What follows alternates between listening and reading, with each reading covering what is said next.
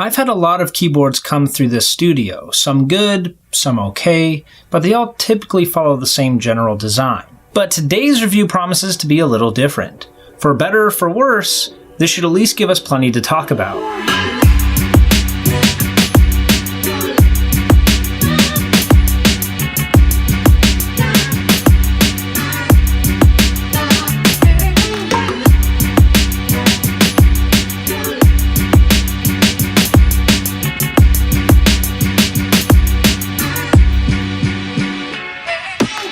Here we have the EasySMX SI-2029. You guys should really work on shortening that.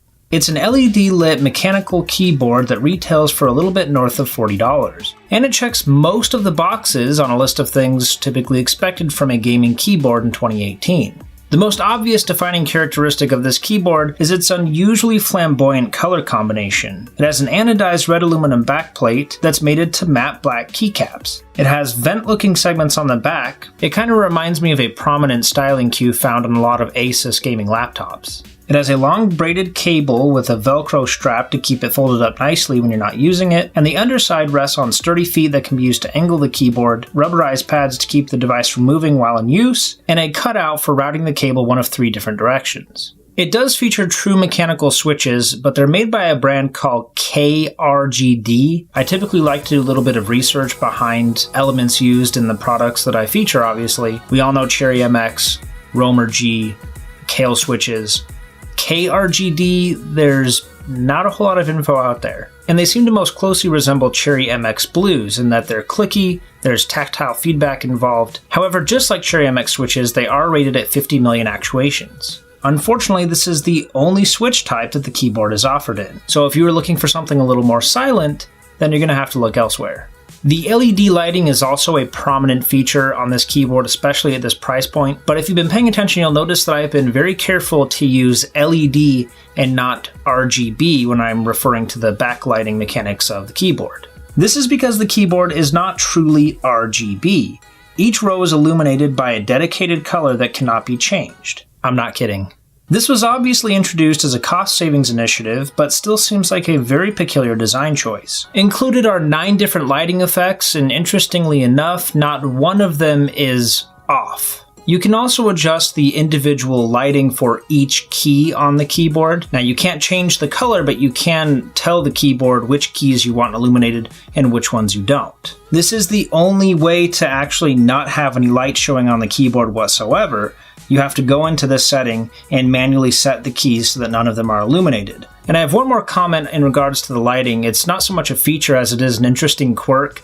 The more keys on a row that you have illuminated, the less bright the overall keys are. It's almost like it's distributing the voltage across all the lights in that row, and the more you have illuminated, the less power it's able to give to them. I'm not an electrician, so I don't know exactly how that works, but it's kind of interesting, and some of the effects actually use this to a pretty cool advantage. One oversight I often find on budget-oriented keyboards is the omission of dedicated multimedia keys, or multimedia keys at all to speak of. This doesn't have any dedicated keys, but it does have some keys specifically mapped to control things like forward, backward, play, pause, control the volume, that kind of thing. They're mapped to the function and a row of the F keys so that you can control your multimedia through those. Typing on the SI-2029 was just fine. I'd even go as far as to say it was pretty good. The switches were responsive and didn't scream of poor build quality. The keycaps have a tendency to wiggle a little bit, but in practice this doesn't appear to adversely affect the typing experience. I can appreciate a peripheral manufacturer taking some creative liberty and going out on a limb in order to differentiate themselves. However, I can't say I completely agree with some of their design decisions. Offering the board in a black or white finish, in addition to the more boisterous color options, would help it appeal to a broader audience. I also don't see the value in having various color LEDs on a single board. I understand this is cheaper than RGB lighting, but by that same logic, couldn't they just backlight the entire board with single color LEDs that actually match the finish? But all that's subjective. You may very well like the look of this keyboard. I personally can only recommend it if you keep your eyes on the screen instead of the colorful visual assault going on the desk in front of you.